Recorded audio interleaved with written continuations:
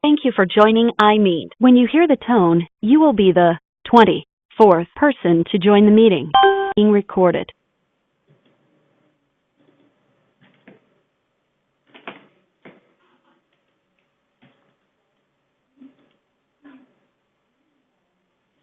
Hey everybody, good afternoon. This is David Blake with Tuesday Tech Talk. And today we're going to quickly review the last few days, try to figure out what the market's going to do next. Then we're going to kind of break it down today, look at targets for the Dow and the S&P and the NASDAQ. Also, we're going to look at some of the sectors that might be trying to put a bottom in over here. We got a nice oversold bounce today. Dow's up about 154 points right now. NASDAQ's up almost 1.25%, actually trading right now back above its 50-day. And the S&P 500 is bumping up against the 50-day moving average right now. So all in all, a good day, good accumulation underneath there, about 5-to-1 advance to decline issues. But volume is really lagging at this point. In fact, it's very noticeable as far as unless we pick up in the afternoon what's going to happen. I usually talk about 20-25 minutes, and then we'll open it up for some questions, maybe it's individual stocks or whatever. But let's go ahead and get started. Okay, last week the major averages were down for a second week. The NASDAQ's been down for a third week, and the Russell 2000 was down for a fourth week actually. And as you know, we still have a -5 on the CTI. Our market posture is still bearish. Since we've been on that call, the Dow Jones Transportation Index has corrected about 7%, and the Russell 2000 is down about 7%. That's from its high to its low, actually, on either yesterday or Friday, whichever. So we have gotten we've had a weak market going on. However, due to this, mainly because of this passive investing, the S&P 500 is down about right about 2.8% from its high to its very low yesterday, and the Dow is off, I think, right around 2% also. So the CTI was extended. We were watching for 21,641 on the Dow, which was broken yesterday. Whenever we make a new low, we'll extend the bearish call out. So yesterday we hit 21,600. We'll keep an eye on that to see whether it gets any lower this week or not. And then next week, if we stay above that, we'll go back to a bullish market posture again. I think on the S&P 500 yesterday, the low is 2417. So that also comes into play as far as whether or not we extend the bearish market posture going forward. I'll let you know on Friday's market letter, which comes out after the close, exactly if there's any new numbers to keep an eye on. The momentum index is still a negative -12. That means that every component that we follow is underperforming the Dow Jones, and that's negative divergence. It's still not a sign of a strong market. Now, you do have the Dow Jones Utility Index has made a new high yesterday, backed off a little bit today, but that's as far as its performance, it still has underperformed the Dow Jones. All right, the sentiment index eased into a neutral 0 as of last Friday. That hasn't really changed too much. We have still have a shaky market despite today's action, and what we're going to do today is look at some of the different indexes. We'll look at some downside targets. I'll talk a little bit about how you can derive some of your targets for yourself off of some of the charts. We'll talk a little bit about polarity and how that comes into play, and also what we've talked about before, using the pinched finger method off of certain moving averages. So let's go ahead and get started here. We'll pull the Dow Jones up first. And you can see over here, this is, well, right off the bat, we're going to start to talk about polarity. But we came down on Friday, or yesterday, I guess it was, came down, finally touched the 50-day moving average. That was the first time since, let's see, back here in the middle of May. But we bounced right off of that. We gapped up today, We still have a ways to go before we're going to run into some resistance. That'll be around 22,000. We're 21,860 right now. When we went to the bearish call in the market, the Dow was at 21,830. So we have, the technical indicators are still supportive of higher prices. We look at this RSI, the 14-day, to see if it's going to fall below 40, which it didn't on this pullback yet. And also I look for this 30-day stochastic to stay above the 50 level, or at least above the 40 level there, and we're right around the 45 to 50 in there. Let's see here. Now this is one of the things that you can look at for a target when we come up with them. Besides looking at different moving averages, when you see an area back here like what we came to in July, where you had this 1, 2, 3, 4 times we bumped up to this area, which was right around 21.6. If you read last Friday's market letter, that was our previous target on for the Dow, was 21.6, and that's exactly where we came down to for most of the week. Then yesterday we dipped below that. But what happened when you talk about polarity, what was previously resistance now becomes support until it's broken. Well, we kind of broke it a little bit Monday, but then we gapped up above that, and we're above that now. Now, if it would come back below this 21.6 area, 21.640, I think was the exact number, then we'll start to look at that as maybe the pullback would come back a little bit more, and we could come up to this trend line. But another way that you can see whether or not we've gotten too far ahead of ourselves, if you take your thumb and let's say put it right here on the moving average, and then take your first finger up to there, and you can measure these things. When you get to a point where you're too far away, you can see this was really far away from the 50-day moving average. It didn't quite get that far over here before it started to pull back. But when you got this far, it's going to have a mean reversion back to where it comes back in line with that. So that would be another way you can to the upside when you can get some different targets. And there's other ways we'll talk about later about like the Fibonacci retracements and that type of thing. But at this stage, again, 21.6 was our target. I've lowered that now to 21.3. Now where 21.3 is going to come in, it's going to be this area right over here where we had this congestion going on in the Dow Jones. And it's also kind of where this upward trend line comes, where you're bouncing off here from actually for the first of the year. You've tested it 1, 2, 3, 4.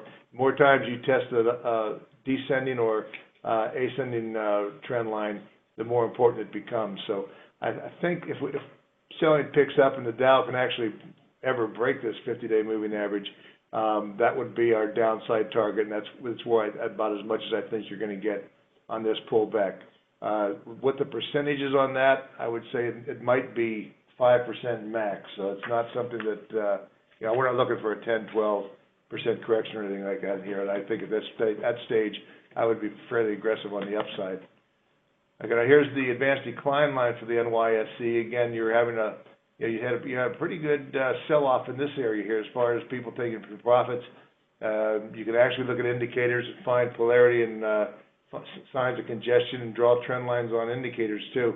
This congestion back here seems to be holding. Tomorrow, we're going to have a gain of about 1,200 units, so this will probably pick up to about here again tomorrow.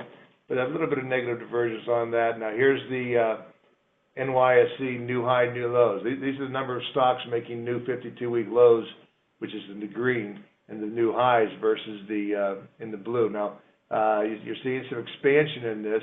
You've actually had more new lows than new highs going back now. We're on our third week of that. Today you still have more new lows on the NASDAQ, which has had about 13 days in a row of more new lows and highs. The Dow is going above that, but this is negative divergence on this, and you want to keep an eye to see how long this goes. If it expands some more, that would probably mean that we're going to have that go down to that 21.3 area. All right, here's the S&P 500. We had a target on this before of 2140, which we hit last week sometime, and then now we've come over here where we have a rising trend line. But this number back here, we talk about where was the previous support. That is what I'm looking at over here. This is going to come in around 2410, 2405, 2410, which is my target on this. That would just be a little bit below the 100-day moving average. We hit that on yesterday. Got down to 24.17. It bounced off that trend line in the 100-day, which is bullish. But again, if this doesn't hold up, and today we're not quite above we're back to the 50-day yet. I did this chart earlier, but we're getting close to it.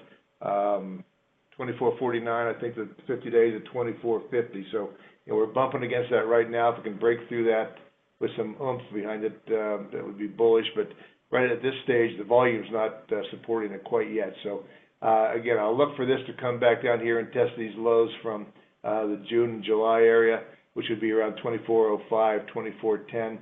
That's when you talk about looking for targets. It doesn't always have to be the moving average. I mean, people are certainly going to watch that, but just as important are previous areas of support. And if you go over here further, that was this is kind of where that area, that 24.05 area, was resistance for several months. So that's what we want to keep an eye on here for the rest of the week. Now here's the NASDAQ. Looks a little bit like the S&P 500. Still a bullish chart. I mean, you're having a little bit of a pullback. You came down, tested the 100-day moving average yesterday, bounced off of that, gapped up again today, and we've actually have cleared the 50-day moving average right now.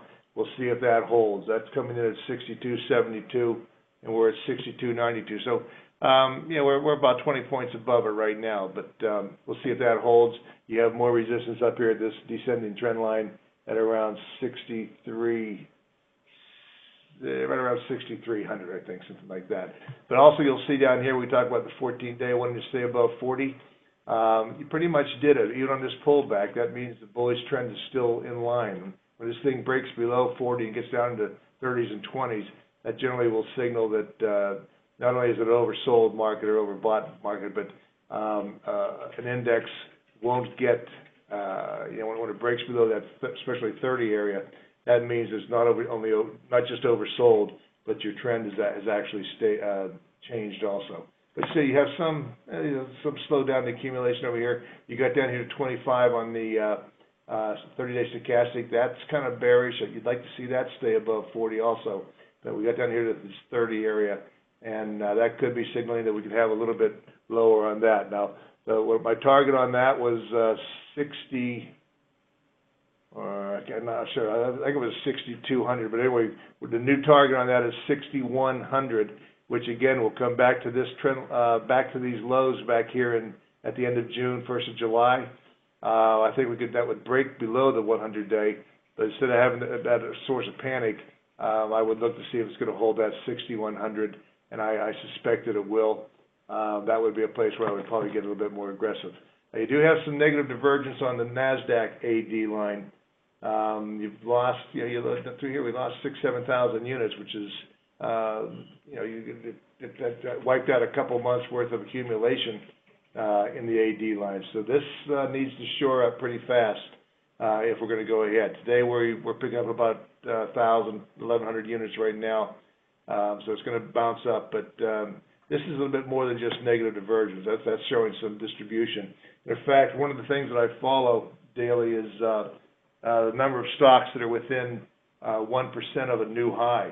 A few weeks ago, when we talked a little bit about this, we had probably about 27% of the stocks, and by this I think it was the end of July, we had 27% of the stocks that we cover here were within 1% of making a new high, versus 9% within 1% of making a new low. As of the close yesterday, we were now at only 11% of stocks are within 1% of making a new high versus 16.25% are within 1% of a new low. So you've had a lot of deterioration in some of these accumulation things that you want to do. However, as has been the case for a long time, you have the 700 or 800 stocks that are in the different indexes. They just don't really go down because they're tied into the ETFs. I'm sorry about that. And here's the new highs versus new lows for the NASDAQ, and you can see some expansion. Not quite as much as in with the NASDAQ, but we are above triple digits, which is weakness in the broader market for the NASDAQ. All right, here's the Russell 2000. Again, from here over here where we went to the bearish call over this area, From there to there, we had a 7% correction. We broke below the 200-day moving average. We've broken below the 40. So far, we're holding this 30 level on the 14-day RSI, but you got down here, you had a kind of a little bit of a double bottom on this stochastic where you were down here around between 8 and 10. And the fact also in the 14-day RSI that you didn't make a new low on this sell-off is showing me a little bit of positive divergence where I think that the Russell 2000's correction could be in. One thing to notice on this thing goes back here to December. The small caps are usually considered kind of a leading indicator by a lot of technicians, and as you can see, we're basically right about where we were in December on this thing. This thing's gone nowhere, except for a little bit of a bounce over here when they're trying to get some kind of tax reform and all going. Now we get the tax reform picks up, which is kind of helping boosting the market again today. We should start to see this lead going forward. And again, I do see some indication that we're getting close to a bottom on the Russell 2000. The small caps could lead us over here. Again, even the histogram on the MACD is showing a little bit of positive divergence. So I believe that we could be very close on that to bottoming on the Russell. You may get another little test back here, but that's starting to look like a bottom could be in. Now here's the Dow Jones Transports. Again, from where we were going to a sell to the bottom over here was a 7% correction. Again, you had this congestion in this area between about 90. Well, actually, go back to here, about 8,900 to about 94, 9,500. Can't seem to get out of its own way. We went below the 200-day moving average. Today we're at the 2179. So we're still below the 100-day on that. We're still below the 200-day also on the transports. I see a little bit of positive divergence down here. I think there was a chance that if we get a little bit more selling, we could go down here to about 90.50. That would be the lows from back here in the first of the year. The Russell's down for the year right now. This is still up about 1%, maybe 1.25% from here to here. So again, you have kind of a bouncing off of this area here on the 30-day stochastic, which is a little bit of a bullish, maybe some positive divergence that we may have come close to a bottom on that, and also a little bit on the 40-day. The momentum is starting to come up here close to where you're getting positive. So transports in the Russell, I don't see much more downside. You may get a little bit of a pullback if the rest of the market comes down here and tests that 21.3 area for the Dow and the 2405. But I would be a buyer of the broader market at that point. Okay, last one I want to look at as far as the indexes go is the Philadelphia Semiconductor Index.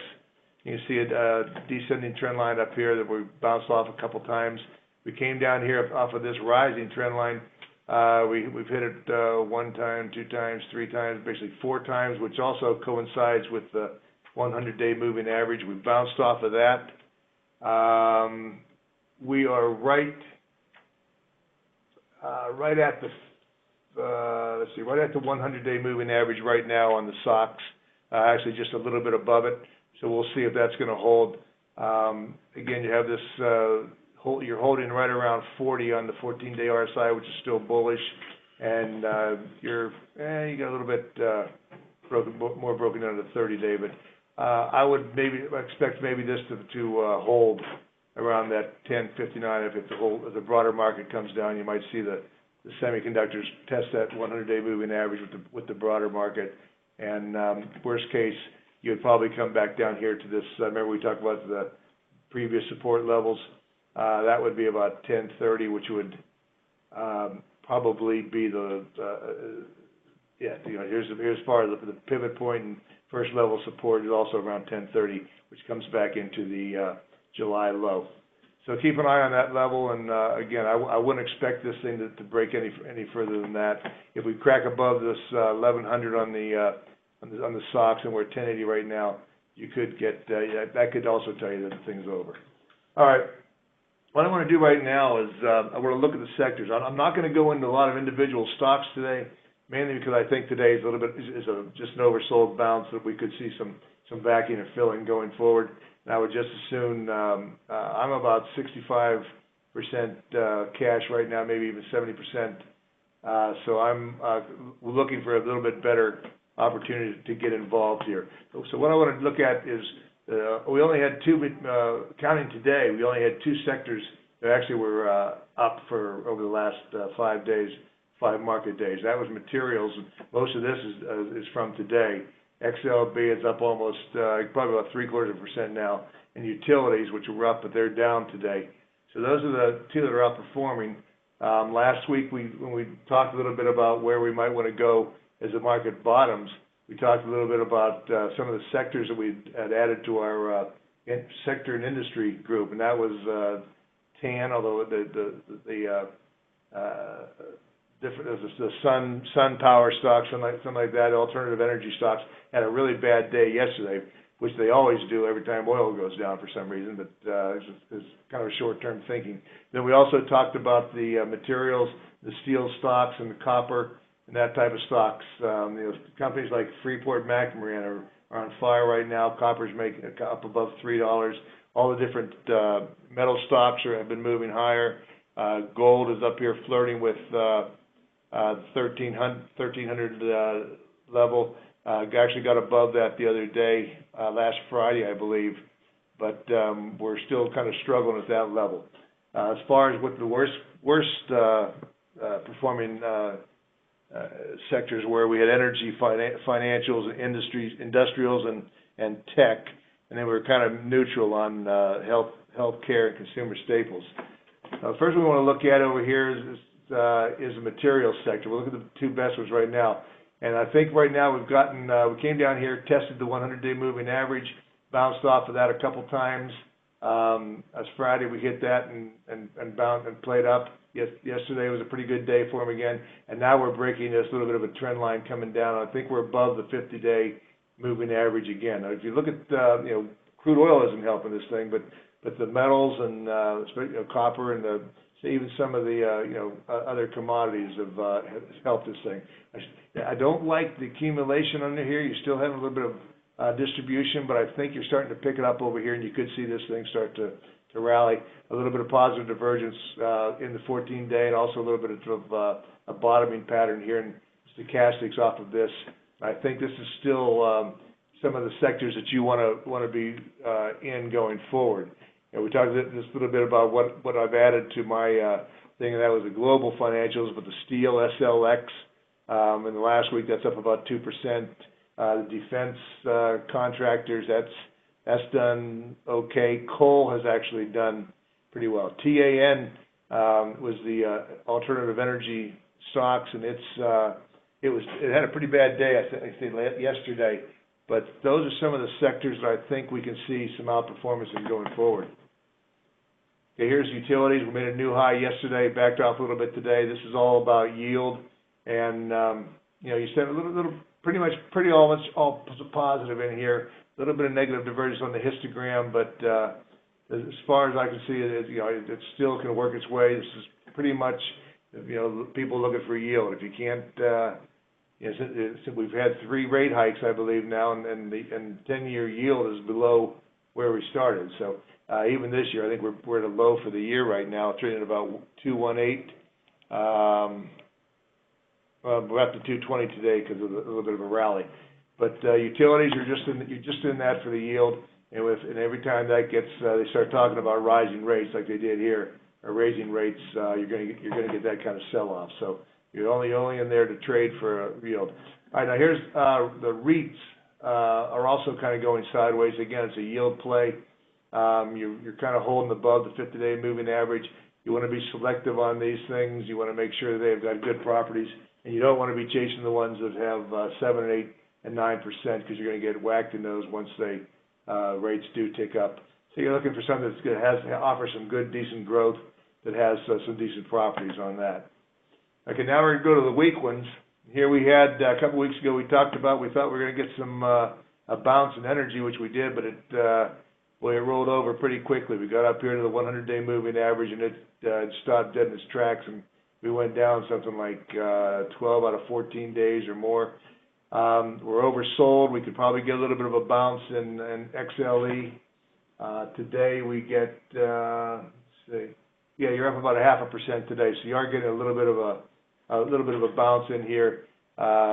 This isn't something you want to buy quite yet, not until you see oil, which I think would probably go, maybe down about 45 was my target. I think you'll find some kind of support around that level. We're at 47.60 right now, but this distribution here, you're not seeing a lot of buying going to that. You want to wait until this thing comes up, and I'm not sure why you want to, these oil bulls, they refuse to let go, but we'll see what happens with that going forward. But I wouldn't be looking to buy oversold oil stocks yet. Now, here's the financials, which we talked about over here. That I still like this sector longer term. You're having a bit of a pullback and weakness with the yield coming back down. Again, we talked about the 10-year Treasury. It's now below where it was the first of the year on that yield, and we had this breakout here, this descending trend line. We got up in here, started making the new highs when we're talking about rates, but now they've rolled over again. You've had a pullback down here below the 50-day. You got a little bit of a bounce today, but not much. I would look to buy some of these banks on pullbacks only. If this thing gets a couple of days where they start to trade higher, I wouldn't chase them in there. Here's a couple of examples. Here's Bank of America. You can see where it's trying to bust up through here. It can't do it. It pulled back here below the 50 and 100 day. If you see this downward support level over here, so if you see Bank of America down here around 2250 or so, I would be a buyer at that. You're even seeing some of the big players here. When you see distribution going on like that, they're not actively buying the banks anymore. They'll buy it down here where we found support. And again, this has gone basically nowhere since December for Bank of America. You had the big run up in here and then sideways action from there. Another one that I would like, if I would be buying some of the banks on pullbacks, would be Citigroup. This has actually one of the better looking charts. But again, you're under distribution. You're getting oversold over here below the 50-day. Maybe you get a play down here to around 64 area. I think I could be happy buying the stock down around 62 to 64 area. But those two, I think you'd want to buy on a pullback. You don't want to chase them, even if the market goes up. Has like 1 or 2 days here where you're going to go higher. Okay, but I do like that group going forward because we are going to get some higher rates as the economy stays as good as it's been going forward here for a little bit. Okay, this is industrial sector. I do like this sector also. This is where I think you're going to get a little bit more of a bounce once the market begins to take off in the fall. Again, that'll be some of your more manufacturing type companies that international play with that. Some of your Caterpillars and maybe even your John Deere. The weaker dollar, which UUP, we had a $24 price target on that. We hit that, and where are we at now? We're about 24, 22. So we've had a little bit of a bounce, not much, but that's helping the industrials, especially the global companies. Companies like not industrial, but McDonald's and that type of stock that get a lot of their revenues overseas. So as long as the dollar stays weak in here, the international and some of the big industrials will benefit from that. Here's technology. We've had some sideways action here. It's really gone, as of yesterday, it had gone nowhere since about early June. But you have this where it ran into resistance and bounced back here. We came down and tested that 50-day moving average a couple of times. We bounced off of that. It's the strongest sector today. So we're up here pushing towards new highs again. Still in accumulation. Never even got down to 50 on the 30-day, or you still got positive momentum, and you're up in the 50s on your 14-day RSI too. So you want to have exposure to technology still, but it's for something different. We looked at the semiconductors, which doesn't look as strong as this chart. So go into the Market Edge Industry Group analysis and pull up by relative strength. See which ones are the strongest. You're going to find maybe some information technology. Maybe you'll find some different areas besides just the semiconductors. and you'll find some good, once you click on that industry group, you'll find some stocks that are, have a 0 ranking and, maybe have a relative strength above, 105 or something like that you can look at to buy. And of course, a lot of this holding us up, a lot of the FANG stocks too, they're still outperforming, although they've had a little bit of weakness in the last week or two. Here's healthcare, kind of neutral on this right now, but you are having signs that you've bottomed on this too. You have a kind of upward ascending trend line on this, and you can start to get ready with your questions on individual stocks or some of the sectors or what we're looking for in the market going forward. We'll get to those here pretty soon. But again, this doesn't quite look like it's bottomed to me on the broader healthcare sector. Now, this had this pull back over here when they've been kind of struggling with whether they're going to repeal Obamacare. The hospital stocks especially got beaten up. Some of those things they're bouncing back now, but once they started talking about the government cutting off some of the payments for hospitals and some of the insurance companies, that it hurt this group. Pharmaceuticals look okay, but the main reason why you want to be in this healthcare is the NASDAQ or at least some of the biotechs. You want to own some of these, or at least a little basket of these. Now here's the polarity thing that we talked about before. Again, we struggled at 300 several times here, going back almost for the whole year. Once we cracked through that 300 level, we saw a big push up here. We got a second bounce up here, which you had your kind of a classic negative divergence here on your 14-day indicator where you had to break out to a new high, but it wasn't confirmed by the 14-day RSI. But now you're getting some a little bit of a bottoming thing in here. You were oversold on this. The biotech thing is up about 1.5% today, so you're getting a nice bounce. It's probably getting up here close to the 50-day. Let me see real quick just to see where that is. Yeah, you're up 5. You're about almost at 310 on that. So you're just bumping up into that 50-day moving average again, which is pretty good. We'll see if we can bounce through that over the next day or so. But again, I would urge for you to have some of your exposure at a basket of different biotechs in here. And you saw here on Monday we bounced off of the 100-day moving average. The last one here is the consumer staples. Again, this is kind of a mixed chart. You want this for some yield if you want yield and growth. You're struggling over here, going sideways with the 50-day and the 100-day moving average. You kind of broke above this descending line over here. You're still struggling. I'm not sure what it is, but I don't especially like this group. Again, you're kind of going sideways since March. You had that big pop up, pop down, and it's kind of in this trading range right now. But if you're looking for yield and a little bit of growth to boot, that would be one that you want to go with. So I'm going to go ahead and wrap it up again. I'm not going to point out any individual stocks because I'm not buying them in here quite yet. I would say again, the main thing you want to get out of this today is to keep an eye on those support levels on the Dow and the S&P 500. Mainly 21.6 for the Dow, 24.17 for the S&P 500. If we hold above that, and when we start to have a pretty good Monday and Tuesday of next week, then I would you can almost assume that we're going to probably flip then to a bullish posture, which we stay bullish, I think, into November. So again, I don't see anything much more than maybe 21.3 tops on the Dow, the downside, 24.05 or so on the S&P, maybe 6,100 on the NASDAQ. I would go in and be a buyer at that stage. You got some questions starting to come in here. Your opinion on KTOS and CNQ? Okay, I'm going to go ahead and share this the screen on this right now, and we'll take a look at some charts on here real quick.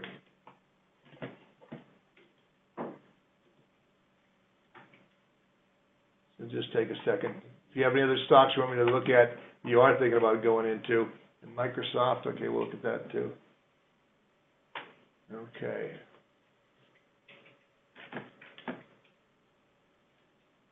All right, let's take a look at KTOS. Don't know anything about this one, but okay, we're up here pushing this defense and security solutions. Okay, you're in the right sector on this thing. You're in the industrials, and this is one of the leading indicators. Nice accumulation on that. You got oversold on this pullback here a couple weeks ago. This may have been earnings or something like that, but you bounced back pretty quickly. And you're back also with positive momentum. Looks like you'd almost tested the 50-day Friday. I like this chart. It looks good, and you're in the right area. That's again the reason I talk so much about sectors and industries is because you can have a great company, but if you're in the wrong sector, you're not going to make any money. Whereas if you're in the right sector in the right industry, even if you have a second or third tier stock like maybe this might be, you're probably still going to make money. So yeah, I like this in here. I wouldn't be afraid about buying that because that industry is one of the stronger ones right now. All right, CNQ. Natural resources, Canadian natural resources. As it being from Canada, I would imagine this has a lot of exposure to the oil. So because of that, I probably wouldn't like it. You're range bound here between 28 and 33.5 or so. Like I said, I think oil goes down to at least 45 again. And I'm seeing, I would probably wait on this thing if you get a chance to buy down here around the 28.50, this area, 29 maybe, you could buy it for an oversold bounce. But again, I don't know much about this, but I would imagine since it's Canadian, you might have some metals and gold in here, which would be fine. But if a lot of the exposure is to oil, I would probably wait on that thing. Okay, on Microsoft we have. Okay, I mean it's hard not to like this chart. I mean you still got higher highs with higher lows, and we'll see if we can break out here. You have a double top over here, 74, but some good accumulation. The 30-day never even got down to the 50. You still got positive momentum, higher low on that pullback. Histogram looks good. You're getting ready to go in another bullish spot. You're again, the technology sector is leading today, and that's probably where you want to go. Your downside on this thing would probably be 71, so you're looking maybe $1.50 to the downside if the market does come down and test this 21.3. So yeah, Microsoft for a long-term hold. As far as short-term trade, if you're looking for like a day or two, I'm not sure because we'll see whether this today's rally has any carryover to that. Okay, let me go to see if we got any more questions coming up here. Okay, I don't see any more questions coming in. We just had those three stocks we want to look at. So I'll go ahead. We've gone to 40 minutes, which is a long time. So I want to thank each and every one of you for joining me today. I know you got a busy schedule of your own, and I appreciate that you take some time out of your schedule to spend the time with me. I hope you got something out of it, and hopefully next week we'll be a little bit more bullish on the market, and we can start to go over some ideas, some stocks to buy. Thanks again. We'll see you next week.